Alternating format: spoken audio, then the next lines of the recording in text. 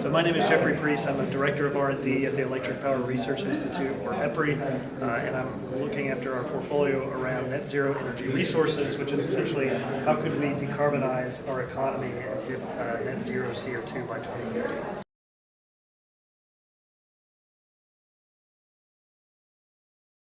Understanding this change in the context of everyday consumers.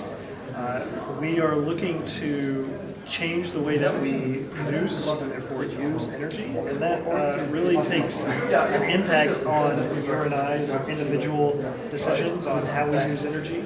And we need to make sure we're communicating across all stakeholders, so reaching out to community, giving time to understand these technologies, how it impacts their daily lives.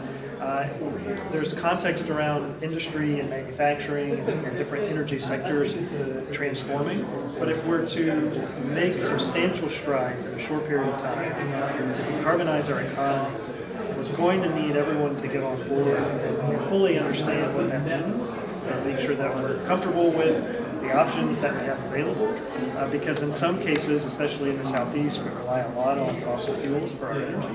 And so we see pathways to adopt carbon capture and storage, deploying advanced nuclear technologies, extending into more renewable energy, electrification, energy efficiency, and then, of course, there could be potential roles for hydrogen and other low-carbon fuels. And that's a lot of change. That's a lot of new technologies that people just don't fully understand or have experience with.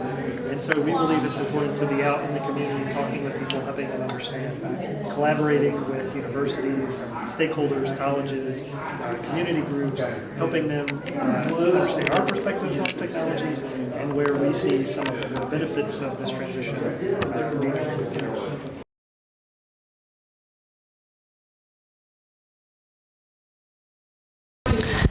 I think generally we find that folks are very curious and also very eager to understand where we might need to transition. So I'd say I personally don't have a lot of experience with any pushback in any area, but certainly there's options to weigh. So where does it make sense to electrify versus other means to reduce our CO2 emissions?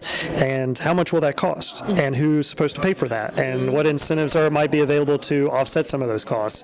That's where it's going to get very challenging, and it's where we need industry and researchers, scientists, community leads, environmental folks, all focused on very different areas to come together and have meaningful collaboration around how we might be able to enact this change. I'm Scott McWhorter, and I'm the chairman of the board for the Southeast Hydrogen Energy Alliance, and we're a nonprofit organization that has come together to convene the stakeholders that are really interested in engaging on hydrogen and advancing those technologies for the future decarbonization of our planet, basically.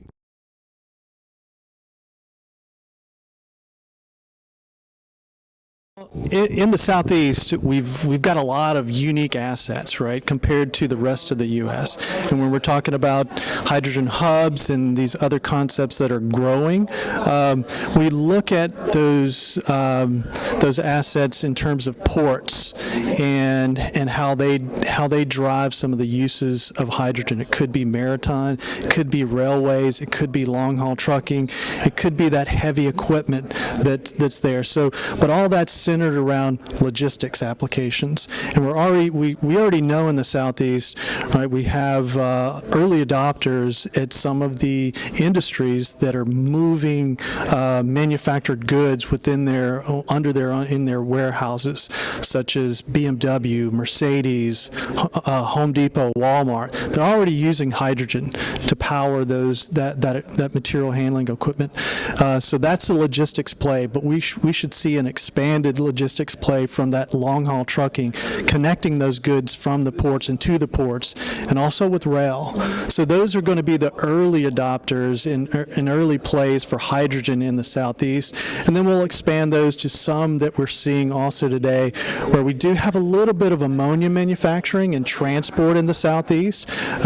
You could see that in Augusta, Georgia, where Nutrien is, and things of that nature. So those might be the early plays, and then we'll grow that. And as hydrogen becomes less expensive, the green hydrogen does, we'll start to see the economic benefits of that roll across the southeast with more industry moving into those states.